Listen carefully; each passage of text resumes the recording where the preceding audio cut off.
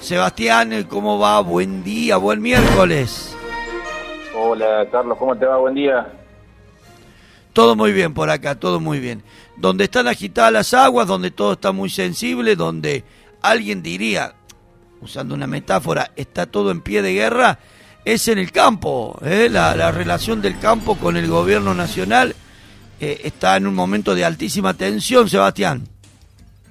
Sí, en realidad en todo lo que hace a la cadena productiva desde el campo son los camioneros, en este caso los cerealeros que transportan cereal, y me animo a decirte que en cualquier momento va a llegar a las ciudades, inclusive como la nuestra. La falta de gasoil ha agravado un problema que ya se viene notando en otras cuestiones con respecto al campo, que es la falta de insumos. En este caso el gasoil es uno más, pero quizás el más importante porque es el que hace que se mueva toda la cadena productiva.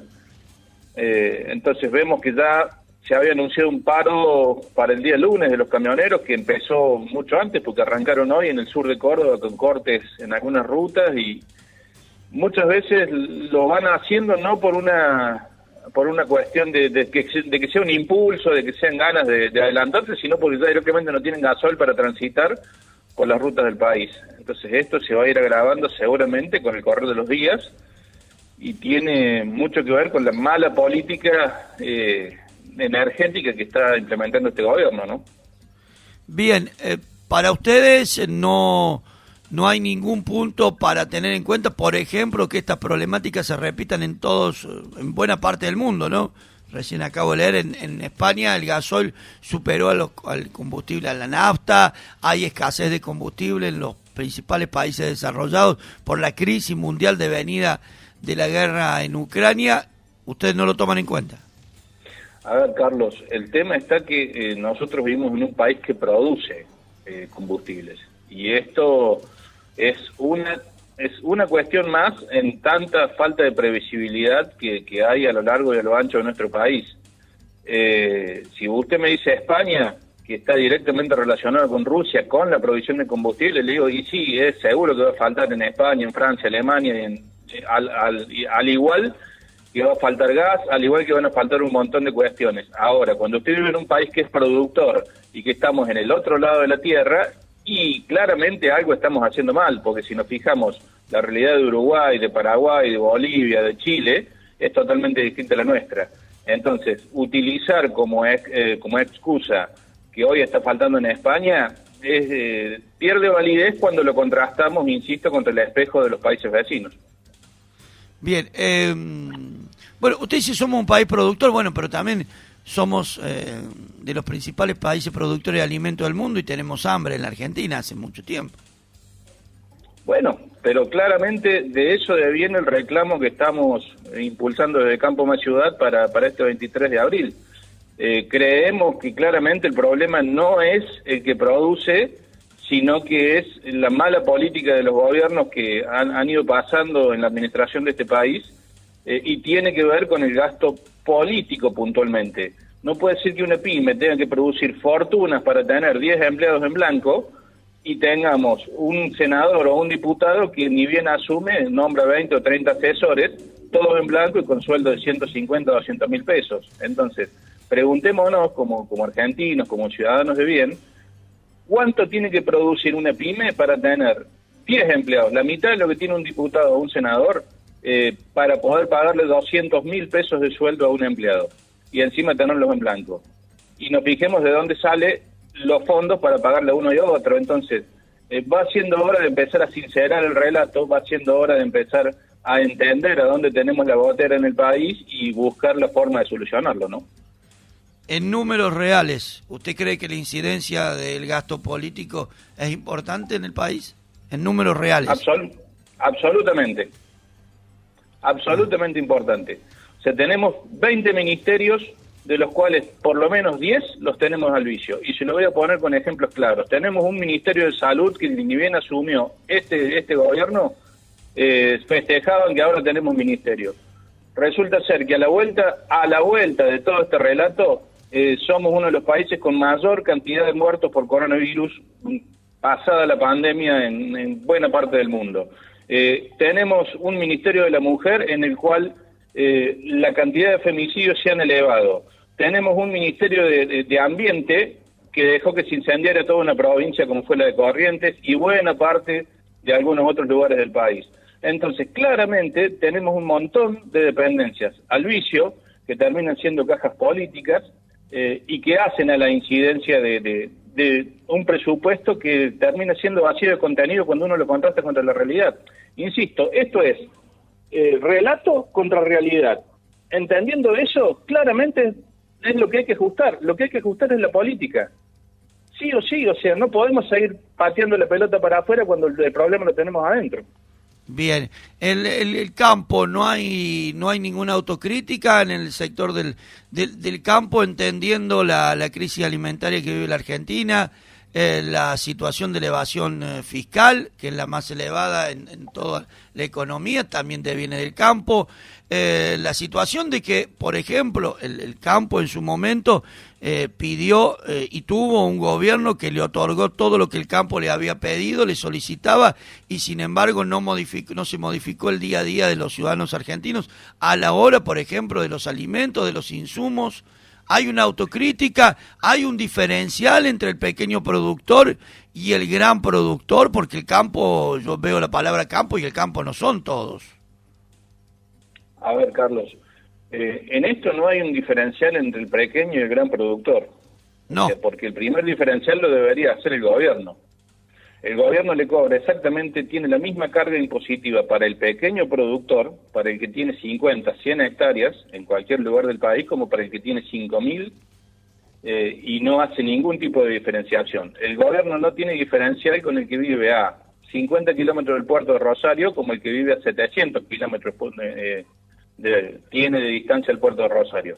Entonces, el primer gran evasor de esos diferenciales es el gobierno, sin ninguna duda, y es este gobierno, el gobierno anterior y todos los que pasaron hacia atrás. O sea, en esto no busquemos darle un matiz de color partidario o de matiz ideológico partidario al problema de fondo, que es que este sector, puntualmente el agropecuario, ha puesto 300.000 millones de dólares, todo un PBI entero, solamente en concepto de retención en los últimos 20 años, y nosotros, gracias a la política, vivimos en un país que tiene casi un 50% de pobres. Tenemos un conurbano bonaerense rodeado de campo y tiene 7 de cada 10 pibes que no comen. Entonces, ¿dónde está la raíz del problema? ¿En el campo o en aquellos que administran los recursos que se terminan cobrando en impuestos al campo?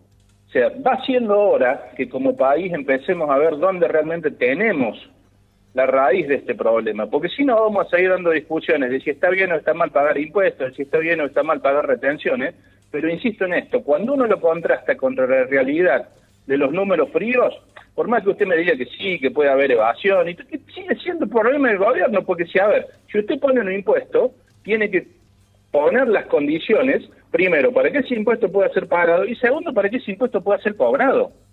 Después hablemos si está bien, si se evade, si no se evade. Pero si no, termina siendo una promesa más vacía de contenido, porque es como que yo le diga a usted, mire, Carlos, usted todos los meses me va a pagar 10 pesos, y yo al primer mes voy y se lo cobro, al segundo ya no voy, y al tercero me olvido. Esto es lo mismo. Entonces, coincido con usted. De que usted me debe, usted me termina debiendo, pero es por su falta de voluntad o por mi negligencia, cuando soy yo el que tengo la obligación de ir a cobrárselo. Coincido con ahí usted. El tema. El Estado es muy débil, tendría que ser mucho más fuerte con el campo a la hora del cobro de los impuestos. Le consulto... No solamente con el campo. Sí, en general. Con las actividades que sean. Lo que pasa es que la presión impositiva lleva muchas veces a que esto sea inviable. Sí. Le cierro con esto la última pregunta porque quiero obtener su opinión. El tema contundente y quizás la mayor... crisis que tenemos hoy tiene que ver con la inflación. Y la inflación vinculada a lo más básico de todo, a lo más sensible de todo, que es el tema de los alimentos, de nuestra canasta básica. Allí el campo ocupa un lugar importante y quiero saber su opinión, porque la verdad yo ya no le encuentro la... Bueno, yo sé, yo creo tener la opinión ya formada, pero me gustaría escuchar la opinión. ¿Por qué los argentinos en un país como el que tenemos, productor de alimentos, pagamos lo que pagamos? Y los pequeños productores que uno dice, bueno, con los precios que se pagan deberían ser millonarios, cobran nada, una miseria. ¿Qué pasa con esta inflación en la Argentina en los alimentos? ¿Cuándo vamos a modificar esta situación? ¿Hay salida? Bueno, a ver, primero que los alimentos deberían estar regulados, como en cualquier lugar del mundo, por el mercado, con la salvedad de que aquellos que hacen a la canasta básica podrían tener algún tipo de intervención del Estado.